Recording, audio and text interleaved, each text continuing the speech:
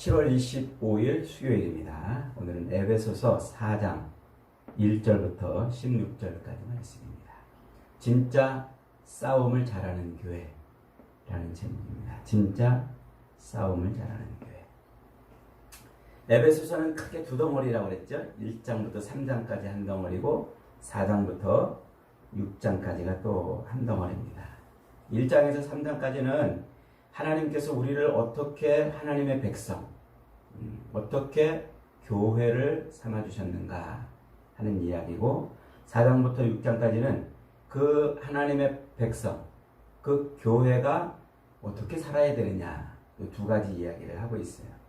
1장에서 바울은 성부 하나님께서 창세전에 선택하사 예정하시고 섭리하사 성자 예수 그리스도의 사역을 통하여 우리의 죄를 사해 주시고 자녀로 삼아 주셨죠. 그리고 성령의 인치심, 도장 찍어 주심을 통해서 이제 우리가 흔들림 없는, 변함 없는 하나님의 자녀이다라고 이렇게 해줬다고 그랬어요. 그러면서 너희가 그리스도를 죽음에서 살려내시고 교회의 머리로 삼으신 하나님의 그 크신 능력을 덧입기를 원한다, 이렇게 기도를 하고 마쳤다고 그랬어요. 2장에서는 교회는 원래 허물과 죄로 죽었던 가운데에서 하나님의 은혜로 살려주심을 입은 무리라, 이게 교회라 이렇게 설명했어요. 그러면서 그 하나님의 은혜, 그 하나님의 선물은 이방인들도, 유대인들과 마찬가지로 이방인들도 똑같이 차별 없이 하나님이 주셨다.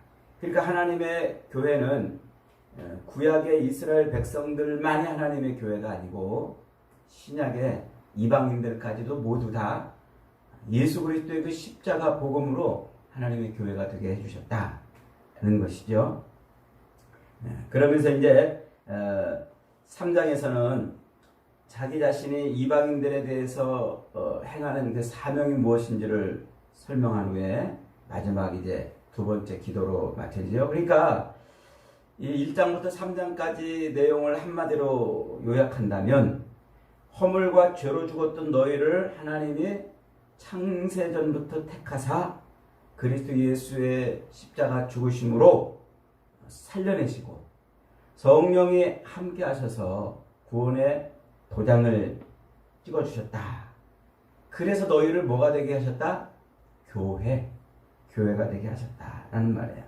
그러면서 마지막 3장 21절에서 하나님의 하나님 되심이 그리스도 예수 안에서 교회를 통해서 영원 무궁하기를 바란다, 이렇게 맺었잖아요. 그러니까 이 교회에게 굉장히 막중한 아주 중요한 사명이 있는 거예요. 그 사명이 뭡니까? 그리스도 예수를 통해서, 예수의 십자가를 통해서 하나님의 하나님 되심을 드러내고 선포하고 증거하는 것, 그것이 교회로서의 사명이라 이렇게 말하는 거예요. 그러면서 오늘 두 번째 덩어리인 4장부터 6장까지는 그 교회의 지체가 된 성도 개개인이 어떻게 교회로서 준비가 되어야 하는가, 우리를 교회로 불렀다면 어떻게 교회로 준비되어야 되느냐, 이 말이죠. 그러니까 이제 우리가 군대로 소집을 받잖아요. 그럼 청년들이 전국 각지에서 머리를 빡빡 깎고 다 훈련소에 모입니다.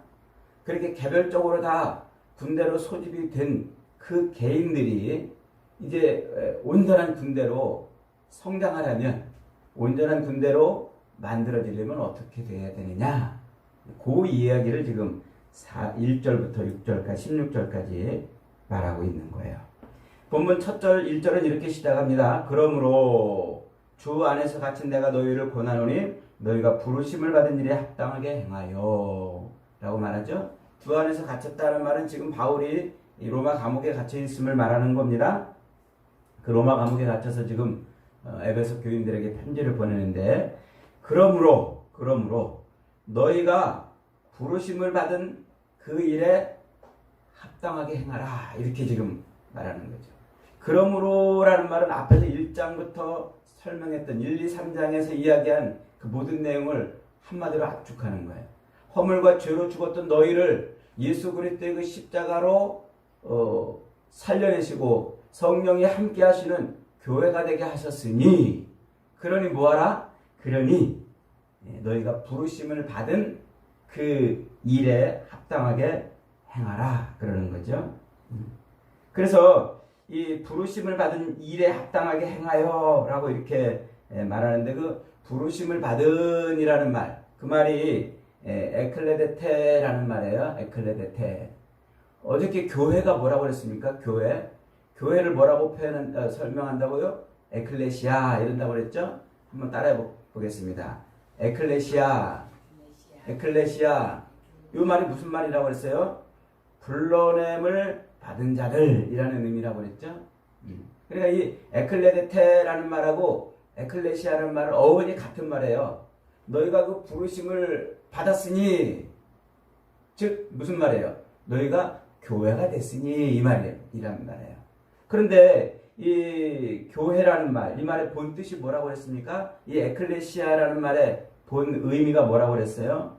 자기 생업을 멈추고 전쟁을 위해서 광장에 모인 사람들, 그게 에클레시아라는 말이라고 그랬어요. 그러니까 그 당시에 이 에클레시아라는 말은 그냥 보편적으로 많이 쓰이던 말이에요. 왜냐면 이제 당시에 마을마다 전쟁이 일어나면은 그 마을 한복판에 있는 그 광장에 옆에 이렇게 종탑이 세워져 있는데, 거기서 종을 땡땡땡땡 치면은 그 종소리를 듣고 사람들이 자기 생업을 멈추고 얼른 그 광장으로 다 모인다는 말이에요. 그렇게 전쟁을 위해서, 싸움을 위해서 모인 그 사람들을 일컫는 말이 에클레시아, 요 말이었어요. 그런데 그 에클레시아라는 그 말을 제자들에게 갖다 턱 붙이신 분이 예수님이에요. 이 말을 처음 예수님이 제자들에게 갖다 붙이셨어요. 마태복음 16장에 가면은, 야, 사람들이 나를 누구라고 그러냐? 예수님이 제자들에게 묻죠. 더러는 엘리야라고 그러기도 하고 더러는 선지자라고도 합니다. 그래, 너희는 나를 누구라고 그러냐? 이렇게 물으시자 베드로가 주는 그리스도시요 살아계신 하나님의 아들입니다 라고 이렇게 고백을 해요. 그러니까 예수님이 그 베드로의 고백을 듣고, 네가 복이 있도다, 내가 네 반석 위에 내 교회를 세우겠다, 이렇게 말씀하시. 그때 교회를 세우겠다, 내 교회를 세우겠다 말씀하신 그 에클레시아가 바로 요 에클레시아예요. 그러니까 보편적으로 사람들이, 그 당시에 많은 사람들이 전쟁을 위해서, 싸움을 위해서 훅 하고 모인 그 사람들을 일컫는 그 말을 예수님이 어디다 갖다 붙여놓은 거예요?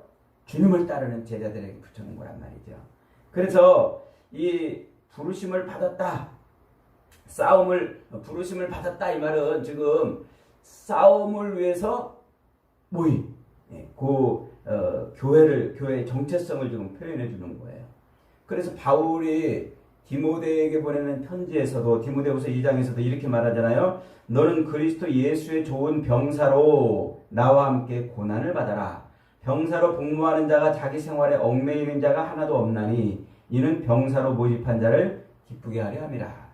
그러니까 예수 그리스도의 십자가로 허물과 죄에서 다시 살리심을 받은, 그래서 그렇게 모여진 사람들을 뭐라고 말하냐면 전투를 위해서, 전쟁을 위해서 모인 바로 그 존재라고 지금 말하고 있는 거예요. 그러니까 이걸 잊어버리면 안 돼요. 교회는 뭘 위해서 모인 사람들이요? 싸움을 위해서 모인 사람들이란 말이에요. 전쟁을 위해서 모인 사람들이란 말이죠.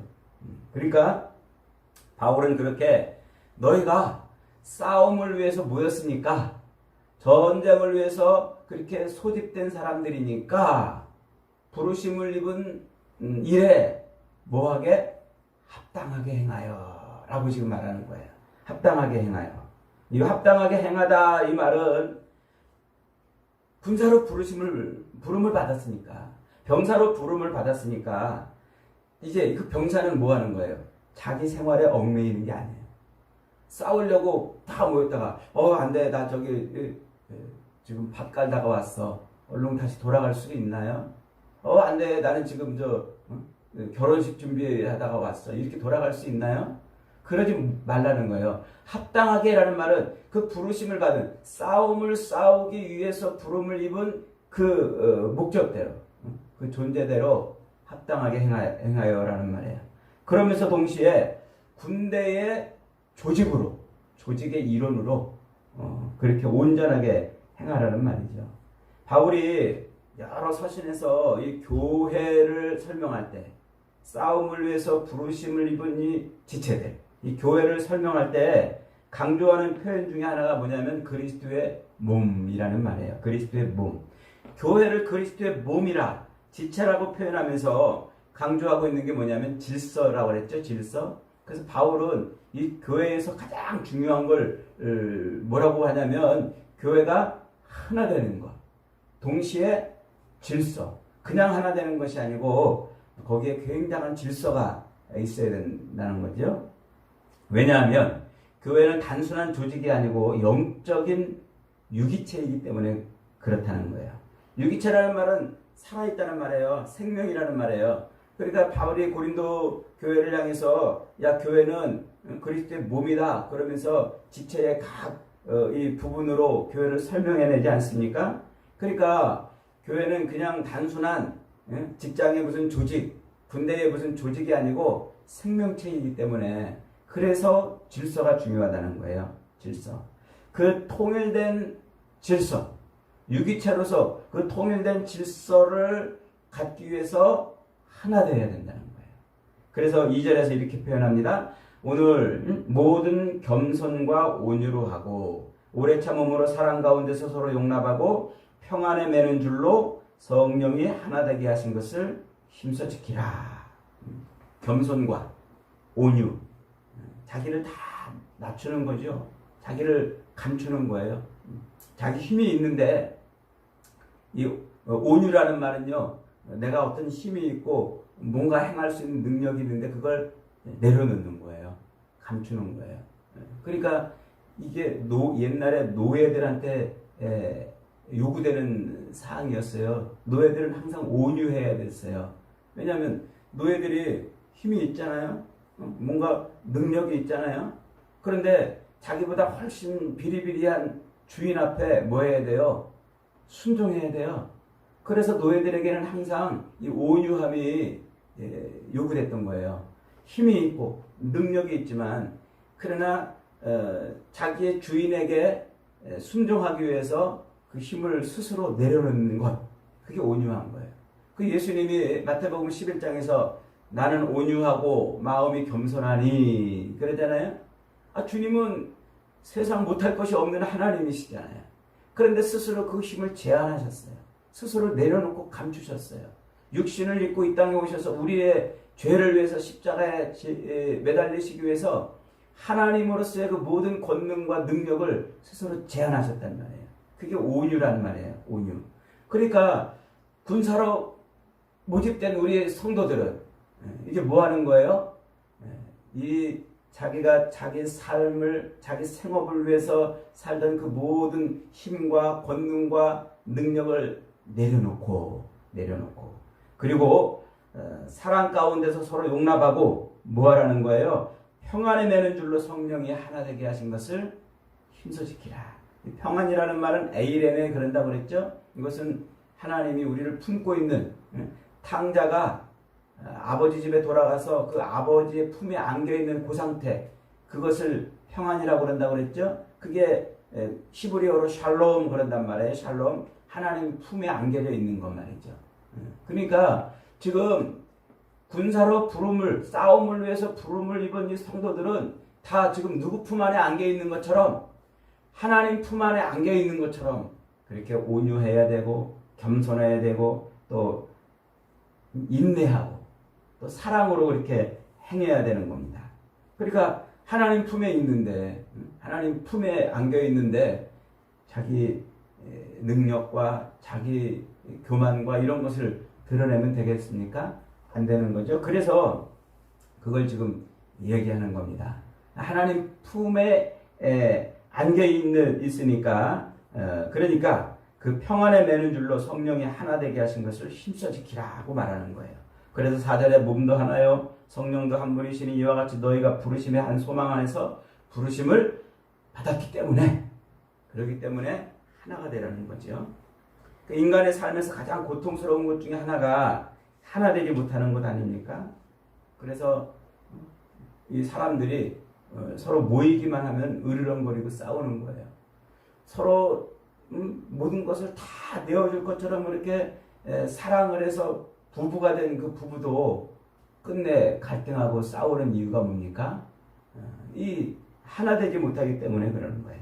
그러니까 전쟁을 위해서, 전투를 위해서 서로 부름을 받은 그 지체들이 하나 되지 못하면 이건 뭐 오합지졸도 아니고 싸움을 싸울 수 있는 상태가 되지 못하는 것이죠. 그래서 교회에 요구되는 가장 중요한 게 뭐라고요? 유니트, 하나 되는 겁니다. 예수님께서 마태복음 12장 25절에서 이렇게 말씀하세요. 스스로 분쟁하는 나라마다 황폐하여질 것이요 스스로 분쟁하는 동네나 집마다 서지 못할 것이다. 그러니까 서로 다투고 싸워가지고는 아무것도 이룰 수 없다고 지금 말하고 있는 거예요. 그러니까 교회에 요구되는 가장 중요한 게 뭐라고요? 하나가 되는 것. 이게 얼마나 중요한 것이냐면 예수님께서 이제 십자가에 매달려 죽으시기 바로 직전에 다락방에서 제자들과 마지막 만찬을 나누시잖아요. 그러시면서 이제 저 겟셋만의 동산으로 옮겨서 기도를 하신단 말이에요.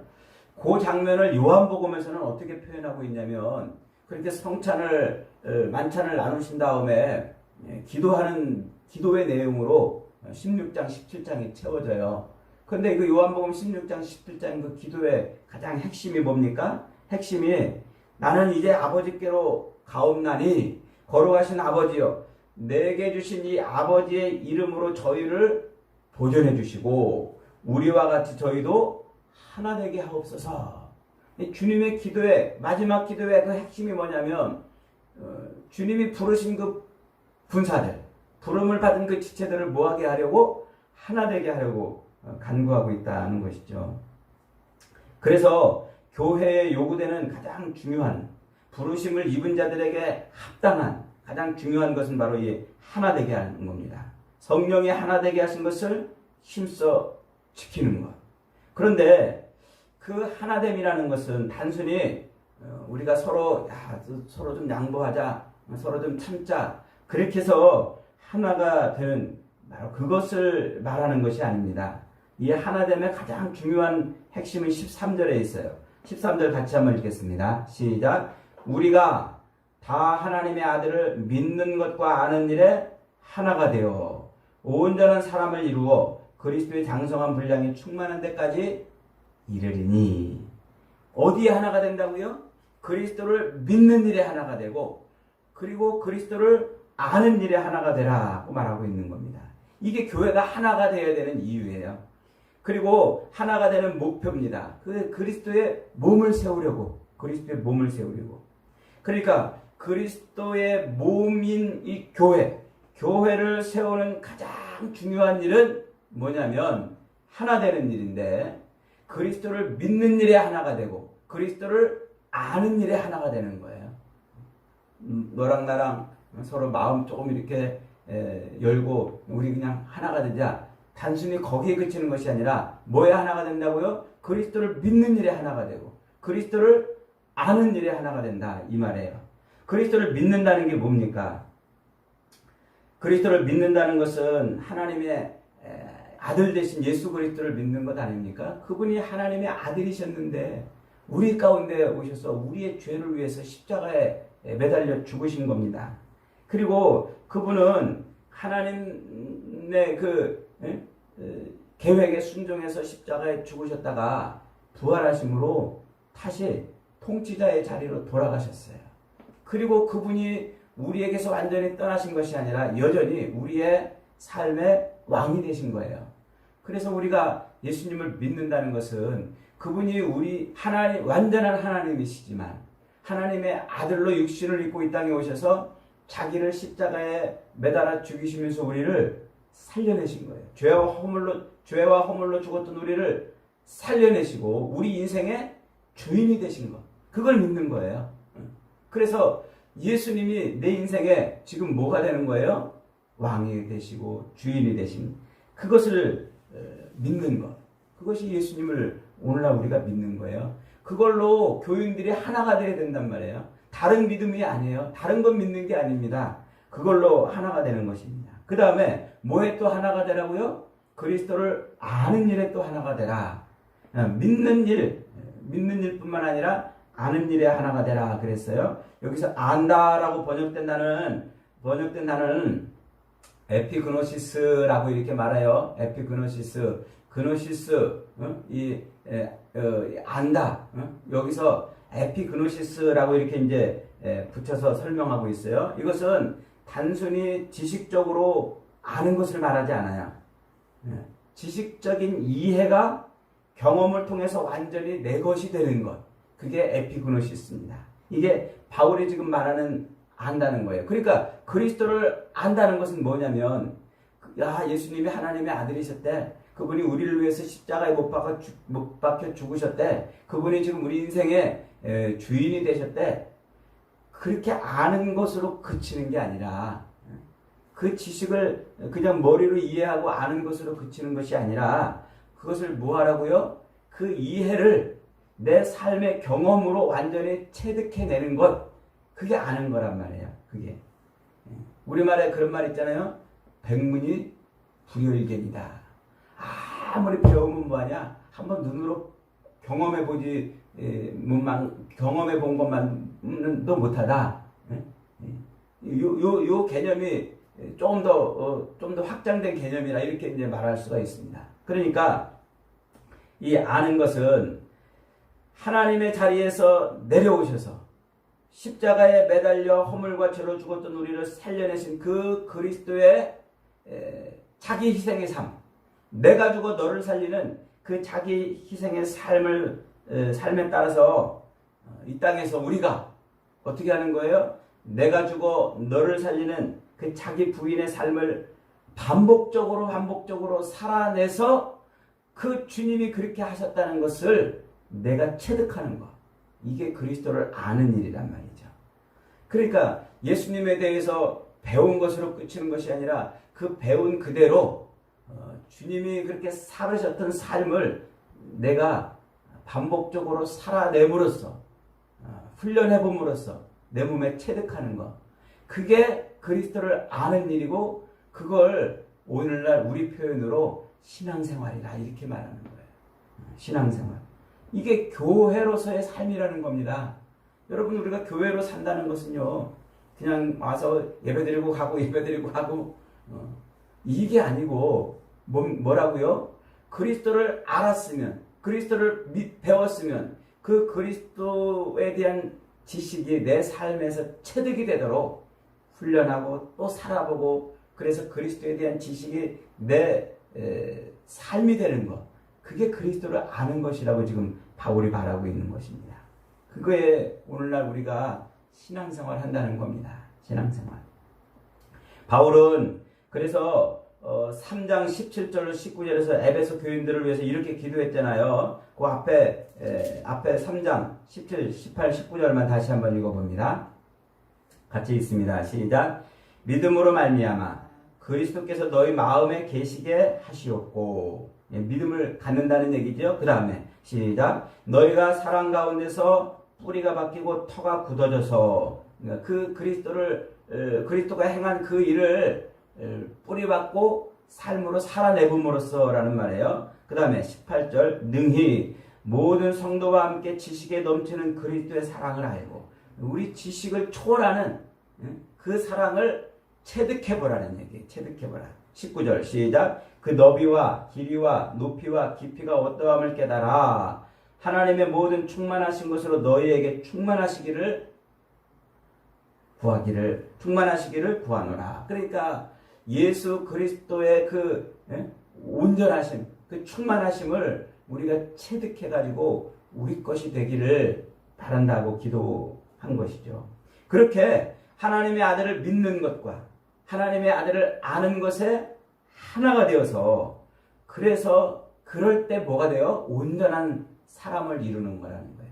그때 비로소 우리는 온전한 사람, 즉 전쟁을 위해서 부름받아서 준비된 사람이 된다는 거예요. 그렇게 할 때 그리스도의 장성한 분량이 충만한 데까지 이를 때 비로소 우리는 전투하는 교회가 되는 겁니다. 비로소 우리는 영적인 싸움을 하는 교회의 자세와 위용을 갖추는 겁니다. 그렇게 전투하는 교회로서의 모습을 갖춰야 될 이유가 뭡니까? 14절입니다. 14절 같이 한번 읽습니다. 시작. 이는 우리가 이제부터 어린아이가 되지 아니하여 사람의 속임수와 간사한 유혹에 빠져 온갖 교훈의 풍조에 빌려 유동하지 않게 하려 함이라. 굉장히 중요한 말이에요. 여기다 좀 밑줄을 좀 걸어놓으시기 바랍니다. 이는 우리가 이제부터 어린아이가 되지 않고 사람의 속임수와 간사한 유혹에 빠져 온갖 교훈의 풍조에 빌려 요동하지 않게 하려 함이라. 이게 우리가 싸워야 될 싸움의 모습이라는 거예요. 악한 마귀는 지금도 산길자를 찾아다니며 우는 사자처럼 그렇게 돌아다닌다고 그랬습니다. 그 악한 마귀와의 싸움에서 한 영혼이라도 지켜내기 위해서 싸우는 집단이 교회인 거예요. 우리는 그 싸움을 싸우는 겁니다. 그래서 우리 성도들의 삶은 어떤 사람이 얘기하는 것처럼 예수 믿으면 다가 아닙니다. 예수 믿고 죄를 뉘우쳐서 이제 주님 앞에 새 사람으로 살겠습니다. 그 회심한 것으로 끝나는 게 아니에요. 거기가 우리 그리스도인의 목표가 아니고 거기에 출발점입니다. 거기로부터 뭘 하는 거예요? 그리스도의 장성한 분량이 충만한 데까지, 즉 그리스도를 아는 일과 믿는 일에 하나가 되어 온전한 사람을 이루는 데까지 가는 거, 그게 우리 그리스도인의 목표라고요. 그게 다달아야 될 목적지라고요. 그러니까 우리 이 그리스도인의 삶은 이제 예수 믿었으니까 착하게 살고, 예수 믿었으니까 하나님 나 복 주세요, 여기서 끝나는 게 아니에요. 뭐 하는 거예요? 영적인 싸움, 이 싸움을 위해서 준비되고 이 싸움을 위해서 성장해야 되는, 어린아이처럼 있는 것이 아니라 그리스도의 장성한 분량이 충만한 데까지 자라야 되는 그런 사람들이라는 거예요. 그러니까 교회는 한마디로 싸움질하는 곳이에요. 오늘날 교회는 싸워야 되는 곳입니다. 하나님이 말세에 이 땅에 세우시고 싶어하는 진짜 교회는 진짜 싸움을 잘하는 교회입니다. 서로 멱살 잡고 너 죽고 나 살자 하는 싸움이 아니라 미혹하고 넘어뜨리고 하나님에게서 멀어지게 하는 그 악한 영들과 싸우는 거예요. 뼈다귀 하나 놓고 서로 으르렁거리는 뒷골목의 개처럼 싸우는 게 아니라 마귀를 대적하여 군대같이 싸우는 그런 곳입니다. 그게 바로 교회가 싸워야 될 싸움인 거예요. 우리의 욕망을 자극하고 욕심을 자극해서 하나님에게서 점점 더 멀어지게 하려는 그 악한 영들, 세상 풍조와 미혹과 거짓의 영들에 대해서 싸우는 그 싸움을 싸우는 게 오늘 우리 교회가 싸우는 싸움인 거예요. 그러기 위해서 우리는 뭐 하라고요? 그리스도를 믿는 일과 그리스도를 아는 일에 하나가 되어야 되는 거예요. 모든 성도가, 부르심을 입은 모든 성도가 그 일에 하나가 될 때 비로소 우리는 그 싸움을 싸우는 인생들이, 교회들이 되는 겁니다. 오늘날 안타깝죠? 오늘날 교회들이 이 싸움을 안 싸우고 맨 진흙탕 싸움만 싸워요. 목사와 장로가 싸우고, 장로와 교인들이 싸우고, 교인과 교인들이 싸우고, 또 교인들이 또 이웃 주민들하고 싸우고, 도대체 우리가 뭐 때문에 부르심을 입은지 모르는 것처럼 싸웁니다. 그저 소나 양을 탐내는 그런 싸움을 싸우고 있는 겁니다. 안타깝습니다. 하나님은 우리를 교회로 부르셨을 때 그런 싸움이 아니라 무슨 싸움? 영적인 싸움을 싸우게 하시려고 부르신 겁니다. 그러므로 우리는 이 악한 욕망과 정욕을 채우려고 몸부림치며 살게 만드는 이 세상의 풍조와 악한 영에 대해서 치열하게 싸워야 되는 겁니다. 하나님의 통치하심이 완전히 완성되는 하나님 나라를 위해서, 하나님을 대적하고 사람들을 미혹하여 죄 가운데로 끌고 가는 그 악한 영들에 대해서 싸워야 되는 겁니다. 장차 주님이 재림하셔서 완전히 끝내실 그 싸움을 주님 재림하실 때까지 우리는 싸워내야 되는 겁니다.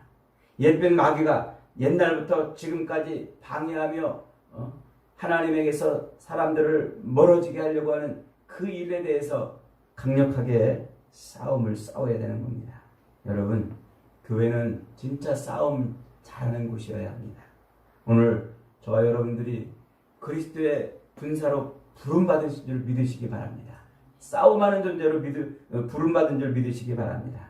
개처럼 서로 물고 뜯고 하는 싸움꾼이 아니라 그리스도를 믿는 일과 아는 일에 하나가 되어서 하나님의 군대로서 진짜 싸움을 잘 싸워내는 저와 여러분이 되시기를 주님의 이름으로 축복합니다. 아멘.